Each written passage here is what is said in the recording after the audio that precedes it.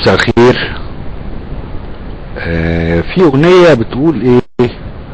بتقول اهرب من قلبي اروح على فين. هي بقى بتكمل بعد كده ليالينا حلوة في كل مكان. بس لو احنا بقى طبقناها على واقع الحال، حال الانقسام اللي حاصل بين قوى الثورة، التيارات الاسلامية او السياسية الاسلامية او التيارات الاسلامية اللي بتمارس سياسة في ناحية، والتيارات اللي ما بتاخدش الدين الاسلامي او الدين المسيحي كمرجعية في ناحية تانية. في انقسام حاد في قوى الثورة المصرية. الانقسام ده طبعا ظهر امبارح بشكل جلي في يوم جمعة الغضب الثانية. احنا كنا نبهنا لهذا الانقسام من بدري، وقلنا ان علاجه ان احنا نشيل التورتة من على الترابيزة، ان المجلس الاعلى للقوات المسلحة يشيل التورتة من على الترابيزة. طبعا ما شالش التورتة، وطول ما التورتة محطوطة على الترابيزة طول ما عين الناس على التورتة، كل واحد عايز يجري ياخد حتة من التورتة. الحل بتاع الموضوع ان انت تشيل التورتة من على الترابيزة، فيرجع القوى دي كلها تتوحد من اجل اهداف محددة لا خلاف عليها: عيش، حرية، عدالة اجتماعية. دي الشعارات الثلاثة اللي اطلقتها مجموعات الفيسبوك اللي دعت ل 25 يناير. هم دعوا 25 يناير على امل يعني يشيلوا وزير الداخلية، باعتبار ده كان يوم عيد الشرطة، هم اختاروه بالتحديد عشان التعذيب اللي بتمارسه الشرطة فيما قبل 25 يناير. وبعدين الموضوع اتطور وانضم الشباب وتحول الى ثورة، ثم حمى الجيش الوطني المصري هذه الثورة. ثم اتحطت التورته على الترابيزة على السفرة، اللي هي الاستفتاء اللي تم في 19 مارس. بدأت الدنيا كلها تنقسم. خلاص الاستفتاء قال ان احنا هنعمل انتخابات مجلس شعب، ثم شورى، ثم رئاسة، وفي السكة هنكون مجلس الشعب والشورى شكل جمعية تأسيسية من 100 فرد، دول هيحطوا الدستور الجديد. بدأت الخناقة بقت ايه؟ تحتدم، وبدأ الانقسام في قوى الثورة او قوى السياسية اللي موجودة في مصر، سواء كانت مشاركة في الثورة من بدايتها او لحقت بالثورة او ركبت على الثورة او حاولت تستفيد من الثورة. كل واحد يعني ايه حسب يعني موقفه. اهرب من قلبي اروح على فين، ليالينا الحلوة في كل مكان. اللي حاصل في موضوع الانقسام ده ان في قوة منظمة ومتواجدة وعلى صلة وثيقة بقطاعات عريضة من جماهير الشعب المصري، اللي هي القوى ذات المرجعية الاسلامية، القوى اللي بتمارس سياسة، القوى الاسلامية اللي بتمارس سياسة، يعني الاخوان المسلمين، السلفيين، الجماعات الاسلامية، كافة الفصائل يعني الاسلامية اللي بتمارس سياسة. دول على علاقة وثيقة بقطاعات عريضة من الشعب المصري. في مواجهتهم القوى الاخرى اللي هي قوى مثقفة جدا وواعية جدا، وقطاعات عريضة منها شريفة جدا وقدمت ايضا تضحيات طبعا لا تقارن بالتضحيات اللي قدمتها القوى الاسلامية في العشر سنين او 20 سنة او 30 سنة الاخر، على اعتبار ان السلطة كانت مركزة قوي على القوى الاسلامية بقى، لانها عارفة انها منظمة وواصلة للناس، فبتمثل خطورة اكتر بقى من الليبراليين واليساريين والقوميين والناصريين وكافة الاتجاهات الاخرى. مش منظمة بنفس الدرجة ومش على علاقة وثيقة بقطاعات واسعة من الشعب المصري، وبالتالي ما كانتش بتمثل خطورة معينة على الكرسي اللي محجوز للباشا الصغير. وبالتالي كان تركيز الضربات على هذه التيارات السياسية ذات المرجعية الإسلامية، او التيارات الإسلامية اللي بتمارس سياسة، اللي بتتخذ من الدين الإسلامي لعملها السياسي. القطاعين دول دفعوا ثمن، ولكن القطاع الأكبر اللي دفع ثمن هو التيار الديني السياسي، التيار الديني الإسلامي السياسي. القطاع الآخر دفع بعض الأثمان ولكن مش بنفس القدر. عموما احنا مش بصدد المقارنة بين مين اللي دفع اكتر. احنا يعني لو رجعنا للي احنا عايزين نقوله، اللي هو اهرب من قلبي اروح على فين، هو ان هذه القطاعات من التيار الاسلامي السياسي مرتبطة بقطاعات عريضة وواسعة من الشعب المصري، وده ظهر جليا في نتيجة استفتاء 19 مارس، اللي هو الاستفتاء على بعض مواد او بعض تعديلات مواد الدستور، بغض النظر عن كافة الاعتراضات والتحليلات اللي هي في معظمها اشياء صحيحة جدا، الا ان هذا التيار السياسي الاسلامي النتائج بتقول ان هو عمل 78%، وان بقية التيارات الاخرى عملت 22%. اللي احنا بنشوفه دلوقتي من ساعة الاستفتاء لغاية النهاردة لغاية امبارح جمعة الغضب الثانية وخلافه، هو محاولة للتغلب على هذه النتيجة المفجعة. ليه انا بقول مفجعة؟ لان التيارات الاخرى التي لا تعمل تحت ستار الدين الاسلامي او شعار الدين الاسلامي او مرجعية الدين الاسلامي فوجئت بهذه النتيجة، لان هم كانوا في وسائل الاعلام في الفضائيات وفي الجرايد شارحين وجهة نظرهم بشكل قوي، بحيث عندهم اسباب فعلا قوية ان انت تقول لا. لكن اللي حصل ان غالبية الشعب قال نعم. قال نعم بقى عشان نعم مكتوبة بالخط باللون الاخضر، ولا نعم على اليمين ولا على الشمال، ونعم بالاخضر ولا بالاسود، ولا عشان قالوا لهم اللي هيقول نعم يخش الجنة واللي هيقول لا هيخش النار، او اللي هيقول نعم يعني بيقول نعم للمادة الثانية من الدستور اللي هو الشريعة الاسلامية المصدر الرئيسي للتشريع، او ايا كان. في الاخر في نتيجة طلعت اللي هي 78% و22%. ال 22% كانت مفجعة للتيارات الاخرى، وبالتالي بدأت تبحث عن طريقة للخروج من هذا المأزق. في تقديري في طريقتين، طريقة اللي هي بتعملها دلوقتي وطريقة اخرى هقول عليها. الطريقة اللي هي بتعملها دلوقتي يعني زي بالبلدي كده، انت بعت بيعة وعايز ترجع في كلامك، فقاعد تتمحك بقى، يقولوا عليها بالبلدي كده تمحيك، لا ده عشان كذا، لا ده عشان كذا، لا ده عشان كذا، حتى رغم ان الاسباب اللي انت بتقولها صحيحة، ولكن لان انت بعت البيعة خلاص، يعني انت شاركت في الاستفتاء، كان وارد قوي ان انت تقاطع الاستفتاء. عندما تقاطع الاستفتاء يعني انت رافض هذا الاستفتاء، وبالتالي ترفض نتيجته، ده يبقى شيء منطقي. انما طالما شاركت في الاستفتاء يبقى انت هتقبل نتيجته. وطبعا في البداية اتقال ان احنا هنقبل نتيجة الاستفتاء، سواء اللي قال لا ولا قال نعم. احنا اللي قلنا لا هنقبل بنتيجة الاستفتاء اللي طلعت 78 قصاد 22.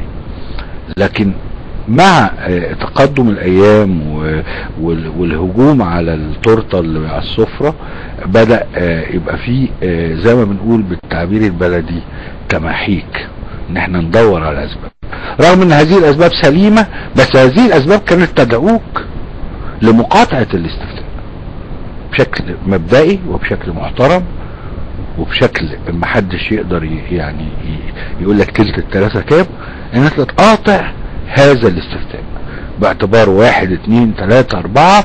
اذا انا مش هشارك في هذا الاستفتاء، وندعو الناس انها ما تشاركش في الاستفتاء، واللي يروح يشارك في الاستفتاء يبقى نسبة محدودة، وبالتالي يبقى عندك سبب وجيه ان انت بعد الاستفتاء انك تطعن في هذا الاستفتاء على اعتبار انت قطعته من الاول. لكن ان انت تشارك ثم ترفض النتيجة، ده شيء يعني. وخصوصا الاستفتاء كل الناس سواء اللي قالوا نعم او اللي قالوا لا قالوا ان هو كان استفتاء نزيه لم يتم فيه تزوير. كون بقى الناس مش واعية، الناس مش فاهمة، اصل الناس مش عارفة، اصل الناس، ده المحصلة النهائية بتاع الشعب المصري. هو وعيه كده، هو فاهم كده، هو شايف كده، وانت مش هتعمل نفسك واصي على الشعب المصري، او ان انت اكثر وعيا، او ان انت اكثر ثقافة، او ان انت اكثر فهم. ممكن طبعا تكون اكثر فهما واكثر وعيا واكثر ثقافة، بس ده ما يداكش الحق في ان انت تاخد القرار للستينات وعهد عبد الناصر، وان انت تقرر بديلا عن الناس باعتبار انت فاهم احسن من الناس. دي الشمولية. انت مش هتعمل كده، او المفترض ان انت بتنادي بالديمقراطية، اذا مش هتعمل كده. تقاطع الاستفتاء عشان بعد الاستفتاء يبقى لك حق ان انت تطالب بتغيير المسار وعدم اثار الناجم عن هذا الاستفتاء. لكن انت تشارك في الاستفتاء وبعدين ترجع تقول لا اصل عشان كذا، دي زي ما بنقول بالبلدي اسمها تمحيك. اهرب من قلبي اروح على فين؟ ليالينا الحلوة في كل مكان. هذه التيارات الاسلامية السياسية لها علاقة وثيقة بقطاعات عريضة من الشعب المصري، وقدرت توجههم وقالوا نعم. هتجيلهم من الشارع اللي ورا برضه هم على علاقة وثيقة بالشعب المصري، وهيقول لك يعني بافتراض لو انت عملت استفتاء دلوقتي تاني عشان الناس اللي تقول الدستور اولا، انا شخصيا شايف ان الدستور اولا، بس احنا بنتكلم من حيث المبدأ، من حيث مبدأ الديمقراطية. يعني اللي انا شايفه صح ده، انا شايف ان الدستور اولا هو اللي صح، بس طالما الاغلبية مش عايزاه، مش عايزة الطريق ده، لا عايزة مجلس الشعب الاول، يبقى انا لازم اخضع للاغلبية دي، رغم ان انا رأيي مش غلط، او انا متأكد ان الاستفتاء اولا الدستور اولا هو الصحيح، وان تأجيل انتخابات مجلس الشعب بعض الوقت برضو ده شيء ممكن يبقى مفيد، مش مفيد قوي في تقديري لكنه يعني لا مانع. وان انت تنتخب رئيس جمهورية اولا ولا مجلس الشعب، يعني كل ده زي ما نقول تمحيك. التمحيك دي جايه منين بقى؟ هقول لكم حاجه بسيطه قوي. اقل مواطن او افسد مواطن، بلاش اقل مواطن، افسد مواطن في بريطانيا بيتكلم اللغه الانجليزيه. اذا كونك بتتكلم لغه انجليزيه ده لا يعني ان انت على راسك ريشه، لان اي مواطن في بريطانيا بيتكلم لغة انجليزية، في انجلترا بيتكلم لغة انجليزية، في الدول التابعة للمملكة البريطانية بيتكلم لغة انجليزية. المواطن ده ممكن يبقى حرامي، ممكن يبقى نصاب، ممكن يبقى شحات، ممكن يبقى زبال، ممكن يبقى اي حاجة، ممكن يبقى رئيس وزراء طبعا، وممكن يبقى شريف، وممكن يبقى مناضل، وممكن كل حاجة. كونك بتتكلم لغة انجليزية ده لوحده في حد ذاته مش ميزة، لان اي انسان مولود في انجلترا او في دول من التابعة للامبراطورية البريطانية بيتكلم لغة. وكذلك بالنسبة للفرنساوي، اي واحد بيتكلم فرنساوي، الحرامي اللي في فرنسا بيتكلم فرنساوي، احقر انسان في فرنسا بيتكلم فرنساوي. فدي مش ميزة. الميزة الوحيدة في ان انت بتعرف تتكلم فرنساوي او بتتكلم انجليزي هو ان انت تستفيد من ثقافة هذه الشعوب اللي هي شعوب اخرى يعني غير اللي بتتكلم باللغة العربية، وبالتالي بتطلع على ثقافتهم وعلى فنونهم وعلى ادبهم. يعني مثلا اللي بيدرس ادب انجليزي او ادب فرنسي فبيطلع على ثقافات وحضارات هذه الامم فيقدر يستفاد منها بس، لكن هي ما بتميزهوش عن اي مواطن تاني بيتكلم عربي. نفس الشيء بالنسبة للمثقف او السياسي او ما يسمى بالصفوة المصرية، كونه يعرف ده ما بتحطش على راسه ريشة، هي بتحط على راسه ان هو يبقى مسؤول على انه يعرف ايه الصح وايه الغلط وايه المناسب وايه اللي مش مناسب. انما لما يجي يتكلم بقى مع شعب 85 مليون، نسبة كبيرة منهم بتعاني من الفقر ومن الأمية ومن المرض ومن ظروف حياتية يعني مجحفة جدا على مدى 60 سنة، منهم على الأقل 40 سنة فيهم نهب، لكن 60 سنة ما كانش فيهم حرية، ومنهم 40 سنة فيهم نهب، وخصوصا 30 سنة الأخرى. هم بدأوا طبعا من 40 سنة، لكن توحشوا في ال 30 سنة الأخر، وكل ما نقرب من نهاية ال 30 سنة كل ما يتوحش هذا النهب والقمع والقهر وكده، لتحضير المسرح للوريث الجديد اللي الحمد لله يعني قدرت الثورة تخليه. وبالتالي لما تلاقي ان مثلا كل فترة تشوف الصفوة دي اللي كانت بتقول لا، اللي انا واحد منهم كنت بقول لا، انما علاقتها بالشعب ايه؟ هم يحبوا قوي يطلعوا في التلفزيون، يحبوا يحضروا الفضائيات تصورهم قدام الكاميرات، دي حاجة يعني رائعة طبعا جدا، يكتبوا مقالة في جورنان، لكن علاقتهم بقطاعات الشعب اللي هم بيتكلموا باسمه، واللي هم المفروض ان هم بيقولوا ان احنا ادرى يعني بمصلحة هذه البلد ومصلحة هؤلاء الفقراء وهذه الجماهير الشعبية وكذا، بتتكلم باسمهم ليل ونهار، ولكن تقريبا علاقتك بيهم شبه مقطوعة. انت في المكتب او في البتاع الوظيفة بتاعتك، وبعدين في الفضائية بتقول رأيك، وبعدين في الجورنان بتكتب رأيك. دي وسائل للاتصال الجماهيري، ولكن ما هياش كل الوسائل. لو بصينا على الجانب الاخر، التيار بقى الاسلامي السياسي مرتبط ازاي بالعزب وبالقرى وبالنجوع وبالزقايق وبالحواري وبالشوارع وبالناس، ولغته ايضا هي مناسبة لهؤلاء الناس. وده اللي يجيب بقى سيرة ايه؟ اللغة الانجليزية واللغة الفرنسية. كونك اتعلمت تعرف انجليزي وتعرف فرنساوي، ده مش معناه ان انت تنزل في القرى والنجوع والحواري تكلم الناس انجليزي وفرنساوي.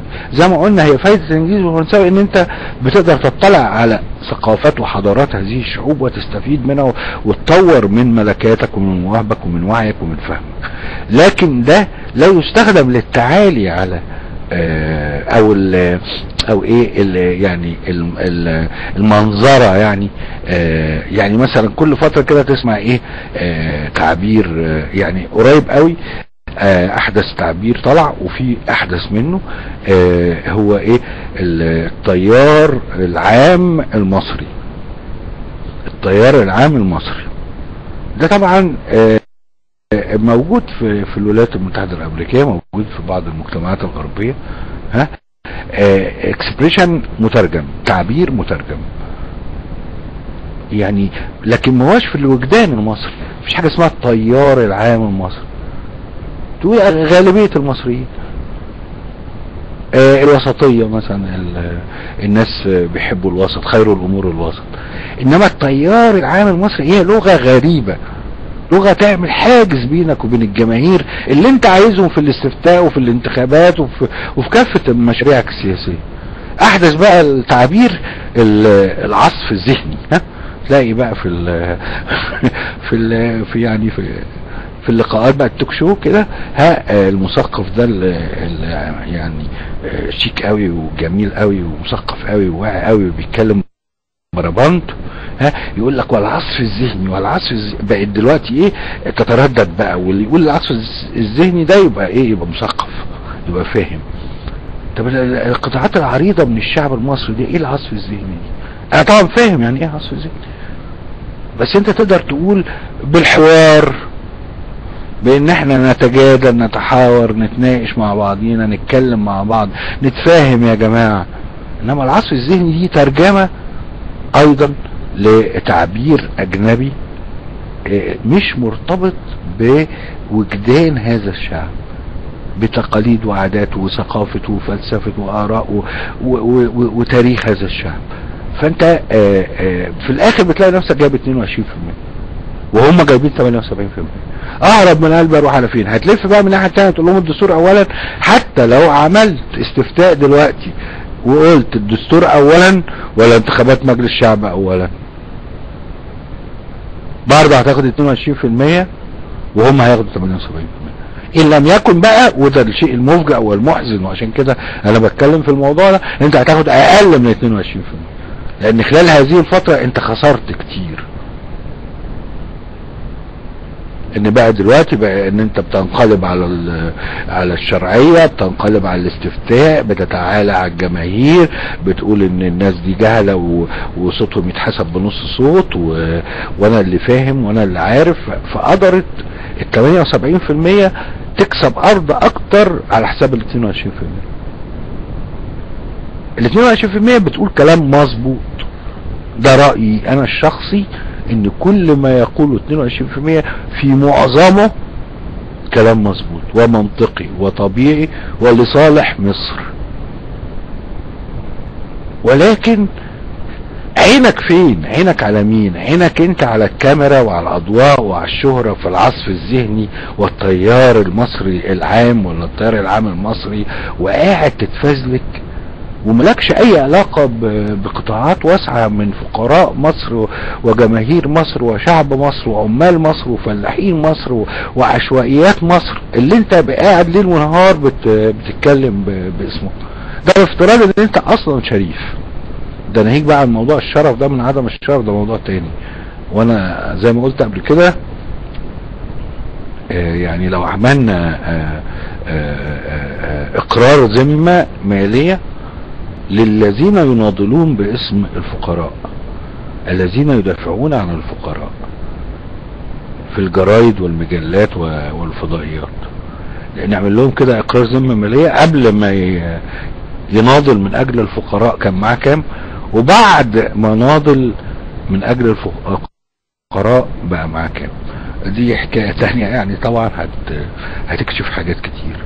لكن انا بتكلم دلوقتي على الانقسام الحاصل في القوى السياسية في مصر. هل الطريقة المتبعة الان من قبل من قالوا لا هتزود نسبة ال 22% ولا هتنقص نسبة ال 22%؟ طب والى متى الناس المستنيرة، الناس الديمقراطية، الناس الكذا، الناس المفكرين المثقفين كذا كذا كذا دائما سيكونون هم الأقلية، ثم أقلية أكتر، ثم أقلية أقل أقل أقل أقل. امتى بقى التيارات الإسلامية دي اللي أخذ أغلبية بكل يوم بتاخد أغلبية أكتر بتاخد أغلبية أكتر؟ لأن هم قادرين يتواصلوا مع الناس، ما بيقولوش بقى عصف ذهني. عمرك ما تلاقي واحد من التيارات الاسلامي السياسي تقول عصف ذهني والتيار الرئيسي المصري ولا التيار العام المصري، مش عارف كده الحاجات دي. طب ليه ما نرتبطش بالناس، والكلام العظيم قوي اللي انتوا بتقولوه ده يتبسط ويتقال لهم بشكل بسيط بدون يعني فزلكة ولا يعني شيء مش مفيد ومش مفرح. والسؤال اللي احنا محتاجين نجاوب عليه واللي مصر كلها بتسأل عنه النهاردة، مصر الى اين؟ هذا الانقسام، الاستقطاب الحاد اللي بيحصل اللي احنا حذرنا منه من اسابيع، هذا الاستقطاب الحاد رايح بمصر على فين؟ انا مش قلقان، لان القوة اللي بتقول لا هي قوة محدودة وتأثيرها في الواقع محدود ولا يتجاوز 22% فاقل. وانا اعتقد انها دلوقتي بقت اقل من 22%. يعني لو تم استفتاء دلوقتي مش هيجيبوا 22%، هيجيبوا اقل. ممكن ابقى مخطئ طبعا في تقديري، لكن هو ده تقديري، لان هم خلال هذه الفترة اكتر ما كسبوا. وبعدين الطريق اللي هم ماشيين فيه ايضا طريق مسدود، طريق غير مزيد من الخسائر. انت لو طوعنا وافترضنا جدلا ان احنا عملنا استفتاء دلوقتي، الدستور اولا ولا انتخابات مجلس الشعب اولا، اللي بيقولوا الدستور اولا مش هياخدوا 22% في تقديري، هياخدوا اقل من 22%. ده مش احباط ولا نظرة عدمية بلغة المثقفين، عشان يعني ما يفتكروش ان احنا مش فاهمين، ولا دعوة لليأس، انما دعوة لتصحيح مسار نضالي على مدى عشرات السنين. الاحزاب اللي كانت موجودة والتيارات السياسية واليسارية والاشتراكية والليبرالية والديمقراطية لم تحقق مزيد من الجماهيرية. كل يوم كان عددها بينقص بينقص بينقص بينقص، رغم تضحيات معينين في هذه التيارات، تضحيات حقيقية. ودايما الواحد بيضرب مثل بالدكتور عبد الحليم قنديل، واخرين طبعا قدموا ودفعوا ثمن، الله يرحمه الدكتور محمد سعيد، واخرين كتير دفعوا ثمن. يعني هم شرفاء، ولكن الكلام حوالين المسار، حوالين هذا التيار اللي مش قادر يتواصل مع شعبه. وده مأزق تاريخي حقيقي مستمر من عشرات السنين.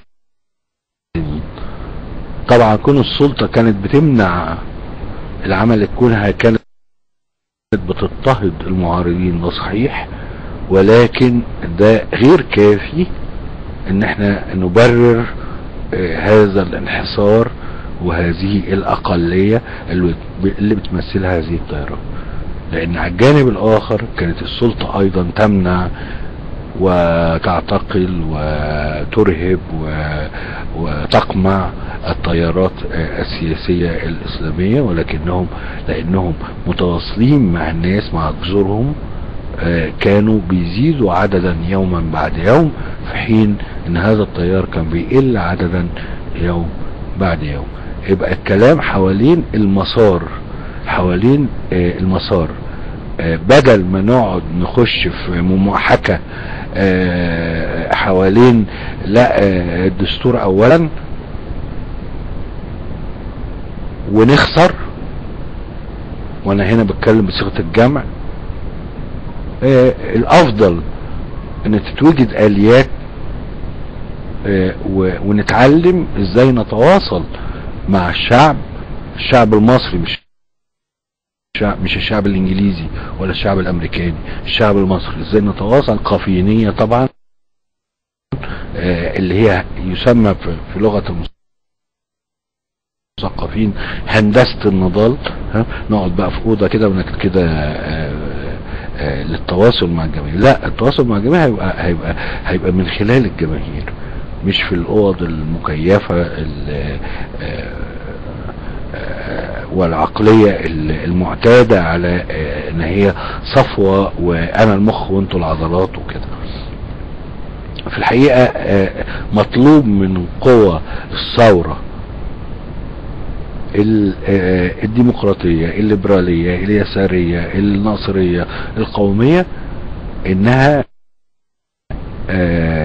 تنتهج اساليب جديدة، واللي ما قدرناش نعمله قبل كده ينفع ان احنا نعمله النهاردة. وان الاشياء الصحيحة تيجي متأخرة خير من ان لا تأتي ابدا. اشكال النضال الجماهيري هي الاشكال الغايبة. مفيش غير شكل وحيد هو ميدان التحرير، وميدان التحرير مش هيديك 78%. ميدان التحرير هو احد الوسائل، زي الفضائيات ما هي احد الوسائل، زي ما الجرايد هي احد الوسائل، لكن الوسيلة الاساسية الغايبة هو العلاقة المباشرة، التنظيم المتغلغل المنتشر وسط جماهير الشعب المصري. وده يحتاج اعادة صياغة للغتنا ونمط تفكيرنا وكذا وكذا وكذا، العصف الذهني والتيار الرئيسي المصري والحاجات الجميلة. عموما نشوفكم ان شاء الله يوم الاثنين الجاي، وبنشكركم وبنشكر كل ضيوفنا اللي شاركونا سواء من داخل الشات او من خارج الشات، ونشوفكم يوم الاثنين الساعة 10 ان شاء الله.